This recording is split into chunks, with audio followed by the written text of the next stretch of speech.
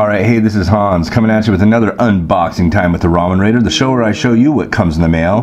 Today I've got a box from Taiwan, a nice little box. This one comes by way of Tseng Noodles of Taiwan. They've had some varieties I've enjoyed in the past. Let's see what's in here today.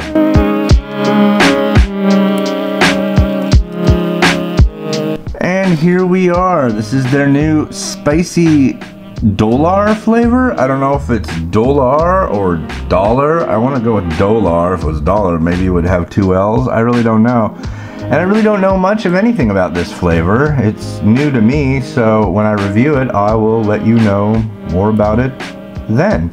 I've seen this recently at 99 Ranch stores. I didn't know about it, and I asked them about it, and they sent this, and then I go to the store before opening this up.